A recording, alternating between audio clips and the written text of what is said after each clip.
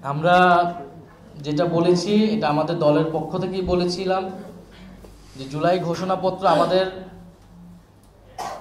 এবং জনগণের যেই আকাঙ্ক্ষা ছিল সেটির সমগ্র প্রতিফলন ঘটাতে পারেনি।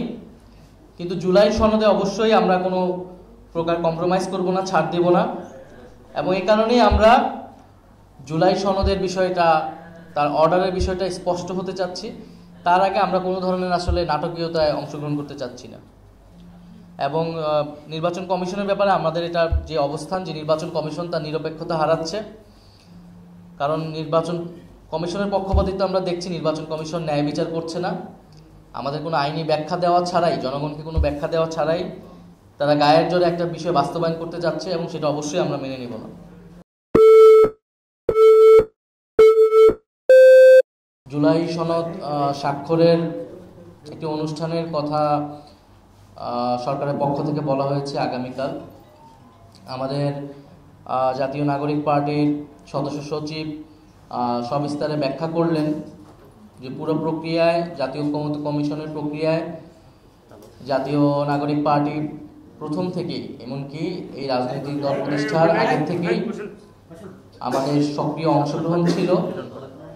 এবং গণ অভ্যুত্থানে আমাদের যে দাবি ছিল যে ফ্যাসিবাদী কাঠামোর বিলোপ এবং একটি নতুন বন্দোবস্ত প্রতিষ্ঠা, অর্থাৎ গণ অভ্যুত্থান শুধুমাত্র একটা রেজিম চেঞ্জের জন্যই, সরকার পরিবর্তনের জন্যই হয়নি, বরং একটি ফ্যাসিবাদী কাঠামোর সংস্কারের মধ্য দিয়ে একটি গণতান্ত্রিক রাষ্ট্র প্রতিষ্ঠার জন্য সেই অভিপ্রায় থেকে জনগণ রাজপথে নেমেছিল। সেই সূত্র ধরেই কিন্তু আমরা বলেছি নতুন বাংলাদেশের কথা এবং সংস্কারের কথা। অর্থাৎ এই গণ অভ্যুত্থান পরবর্তী সংস্কারের দাবিটা কিন্তু এসেছে সেই জায়গা থেকে। ফলে আমরা যারা গণ অভ্যুত্থানে অংশগ্রহণ করেছিলাম এবং পরবর্তী সময়ে জাতীয় নাগরিক কমিটি, বৈষম্যবিরোধী ছাত্র আন্দোলন এবং জাতীয় নাগরিক পার্টি, আমরা এই পুরো প্রক্রিয়ার সাথে সবসময় ওতপ্রোতভাবে জড়িত ছিলাম। সর্বশেষ জুলাই সনদ প্রণয়নের কথা যখন আসলো, আমরা বলেছিলাম যে এটার একটা আইনি ভিত্তি দিতে হবে।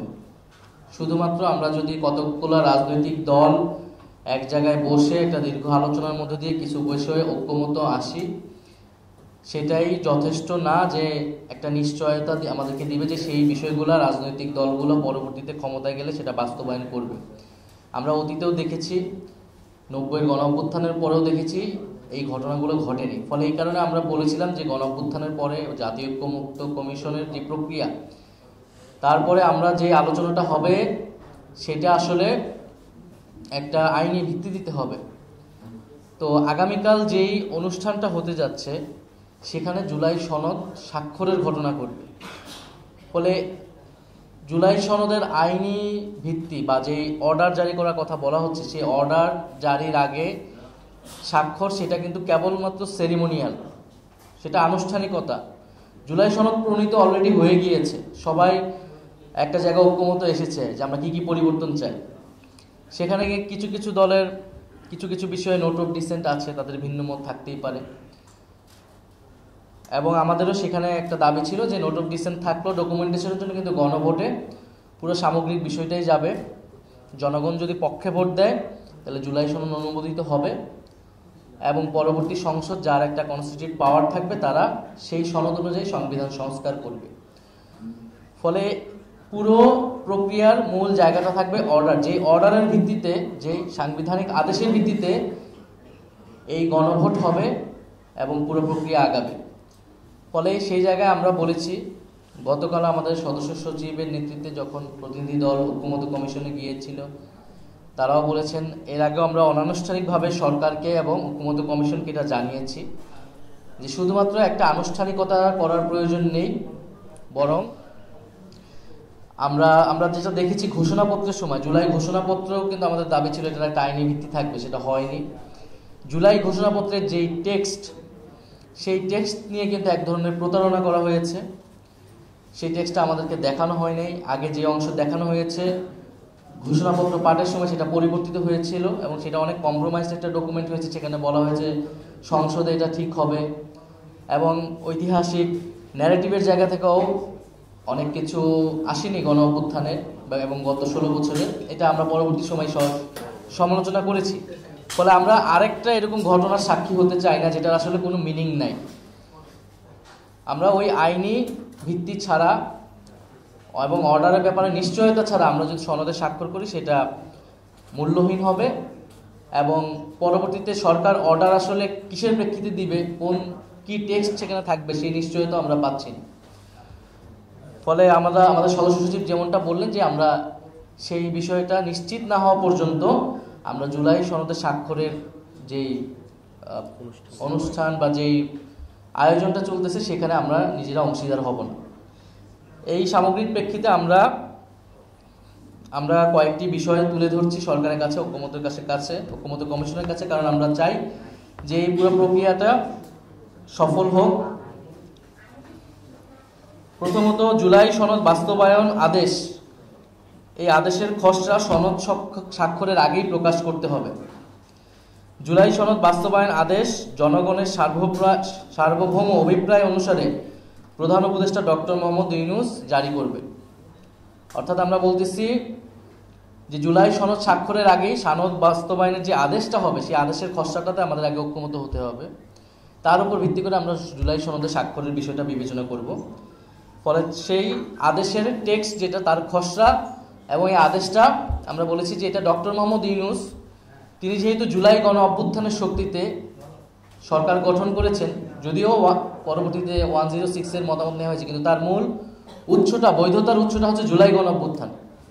ফলে এই জুলাই সনদের বৈধতার উৎসটা হতে হবে জুলাই গণ অভ্যুত্থান। সেই জায়গা থেকে সেটা প্রেসিডেন্ট নয় বরং হেড অফ দি গভর্নমেন্ট হিসেবে ডক্টর মোহাম্মদ ইউনূস সেটি জারি করবেন। দ্বিতীয়ত, জুলাই সনদের 84টি বিষয় রয়েছে, সেই 84টি বিষয় একত্রে গণভোটে যাবে। গণভোটে নোট অফ ডিসেন্টের আলাদা কোনো কার্যকারিতা থাকবে না। গণভোটের প্রশ্ন কি হবে তা আগেই চূড়ান্ত করতে হবে এবং আমাদেরকে সেটা দেখাতে হবে রাজনৈতিক দলগুলোকে। তৃতীয়ত হচ্ছে, গণভোটের দ্বারা জনগণ সনদ অনুমোদন করলে অর্থাৎ সনদের পক্ষে ভোট দিলে পরবর্তীতে সংসদকে কনস্টিটিউট পাওয়ার ডেলিগেট করা হবে সনদ অনুযায়ী সংবিধান সংস্কার করার জন্য। এই দাবির সাথে মোটামুটি সবাই এখন একমত।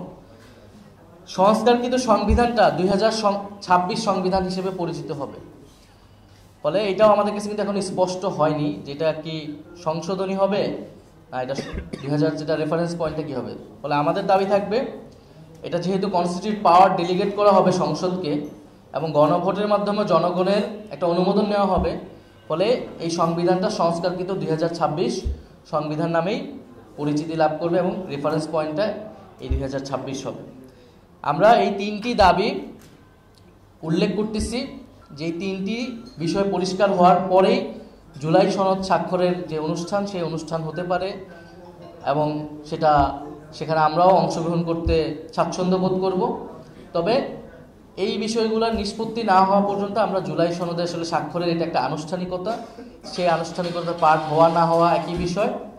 বরং জনগণের সামনে এই বিষয়গুলো স্পষ্ট না করে জুলাই সনদ স্বাক্ষরের এই আয়োজন করাটা একটা ছলচাতুরির মতো মনে হবে। ফলে আমরা জনগণকে কোনো অন্ধকারে রাখতে চাই না এবং রাজনৈতিক দল হিসেবেও এটা আমাদের অধিকার যে সরকার এই সনদ কিভাবে বাস্তবায়ন করবে, কোন প্রক্রিয়ায় বাস্তবায়ন করবে সেটি আগেই জনগণের সামনে এবং আমাদের কাছে পরিষ্কার করা। ফলে আগামীকাল যে অনুষ্ঠান সেই অনুষ্ঠানের প্রেক্ষিতে আমাদের আহ্বান থাকবে সরকার এবং জাতীয় ঐক্যমত্য কমিশনের প্রতি যে আপনারা এই দাবিগুলো বিবেচনা করুন এবং এই দাবিগুলো শুধু আমাদের যে একক দাবি জাতীয় নাগরিক পার্টি এরকম নয়। গতকাল অনেকগুলো দল বলেছেন এই সনদ কিভাবে বাস্তবায়ন হবে এটা নিয়ে অনেকেরই ভিন্ন মত আছে এবং অনেকের মধ্যে অস্পষ্টতা আছে। তাহলে একটা জিনিস অস্পষ্টতা রেখে সবাই এক জায়গায় এসে একটা বিশাল সেলিব্রেশনের মাধ্যমে স্বাক্ষর করার যে আয়োজন এটার তো কোনো মিনিং রাখে না। আপনাদের যদি কোনো প্রশ্ন থাকে, আমাদের করণীয় থেকে সরকার কি করবে এটা সরকারের স্পষ্ট করতে হবে। জুলাই সনদের এই বিষয়গুলো স্পষ্ট হওয়ার আগেই যদি হওয়া ছাড়া কেউ যদি যায় সেটা তাদের দায়িত্ব, তারা নিজ দায়িত্বে সেখানে যাবে, কিন্তু এটা তো কোনো মিনিং ক্রিয়েট করবে না, এটার কোনো মূল্য থাকবে না। আপনি ঘোষণাপত্রের মতো আরেকবার সবাইকে ডেকে পুরো দেশবাসীকে ডেকে একটা কাগজে সাইন করলেন সবাই মিলে, যার কোনো আইনি মূল্য নাই, যেটা পরের দিন যদি কেউ অস্বীকার করে আপনি তাকে কিছুই বলতে পারবেন না। ফলে কোনো রাজনৈতিক দল যদি এটাতে যায়, অংশ নেয়, ফলে তাকে ভেবেচিন্তে এটাতে যেতে হবে এবং তাকে তার জবাবটা দিতে হবে। আমরা জনগণের কাছে এই বিষয়গুলো স্পষ্ট করব এবং আমরা সরকারের কাছে এই দাবি জানাবো যে আপনি এই আদেশের বিষয়টা স্পষ্ট করেন। আদেশটা মূল, আপনি সনদ সাইন করলে, সনদ তো অলরেডি প্রণীত হয়ে গিয়েছে, আমাদের ঐক্যমত আমরা দিয়ে এসেছি। স্বাক্ষরের বিষয়টা কেবলই আনুষ্ঠানিকতা। ফলে কালকে সাইন করা না করার মধ্যেও কিছু আসলে যায় আসবে না। যদি 10টা দল সাইন করে আর 10টা দল না করে, এটাও আসলে কোনো মিনিং করবে না। সবাই মিলে করলেও কোনো মিনিং ক্রিয়েট করবে না। মিনিং ক্রিয়েট করবে যে অর্ডারটা জারি হবে যেদিন সেদিন থেকে। ফলে অর্ডারটা কবে জারি হবে, অর্ডারের টেক্সট কী হবে, কে জারি করবে, এই বিষয়গুলো স্পষ্ট করা লাগবে। আমি মনে হয় আমার বক্তব্যে এই বিষয়গুলো স্পষ্ট করেছি। জুলাই সনদের ব্যাপারে মোটা দাগে সবাই একটা ঐক্যমতে পৌঁছেছে যে এটার টেক্সট কী হবে, কোন কোন বিষয়ে আমরা পরিবর্তনটা চাচ্ছি। কিছু দল নোট অফ ডিসেন্ট দিল, সবার ভিন্নমত হয়ে আমরা একটা টেক্সটে পৌঁছিয়েছি। এখন এটাকে কিভাবে আইনে রূপান্তর করতে পারি বা সাংবিধানিকতায় রূপান্তর করতে পারি, সাংবিধানিক আইনি বাধ্যবাধকতায় রূপান্তর করতে পারি, এবং সেটা পরবর্তী গণভোট, পরবর্তী নির্বাচন এবং পরবর্তী সংসদ প্লাস যে গণপরিষদ ক্ষমতা, সেখানে আমরা কিভাবে যাব সেই বিষয় নিয়ে এখন স্পষ্ট হয়নি দেখেই এত টানাপোড়েন অথবা এক ধরনের জটিলতা তৈরি হয়েছে। ফলে ঐক্যমত, আমরা এটাই বলতেছি যে এই ঐক্যমত কমিশন এবং সরকার এবং ঐক্যমত এই জুলাই সনদ স্বাক্ষরের পরে ঐক্যমত কমিশনার থাকবে কিনা এটাও কিন্তু আমরা জানি না। আমরা যতটুকু জানি ঐক্যমত কমিশন শেষ হয়ে যাওয়ার কথা। তো ফলে এই পরে এই আদেশের দাবিগুলা বা এই আলোচনাগুলো কোথায় হবে, কিভাবে হবে, এটার কর্তৃপক্ষ কে, এটার কোনো প্ল্যাটফর্ম কিন্তু থাকবে না। ফলে এই জায়গাগুলো স্পষ্ট করে ঐক্যমত কমিশনকে দায়িত্ব নিয়ে, সরকারকে দায়িত্ব নিয়ে সুরাহা করলে এটা সঠিকভাবে সমাধান হওয়া সম্ভব। কারণ আমরা সবাই কিছু মৌলিক জায়গায় ঐক্যবদ্ধ হয়েছি যে আমাদের জুলাই সনদ লাগবে, যেখানে রাষ্ট্র সংস্কারের কিছু বিষয় থাকবে এবং এটার একটা আইনি ভিত্তি লাগবে। আইনি ভিত্তিটা অর্ডারের মাধ্যমে হবে, গণভোটের মাধ্যমে, এতটুকু জায়গাও আমরা কিন্তু ঐক্য জায়গায় চলে এসেছি। ফলে বাকি বিষয়টা আস্থার বিষয় এবং স্পষ্ট করার বিষয়, সেটার মাধ্যমে আমরা আসলে একটা জায়গায় পৌঁছাতে পারবো বলে আমরা মনে করছি।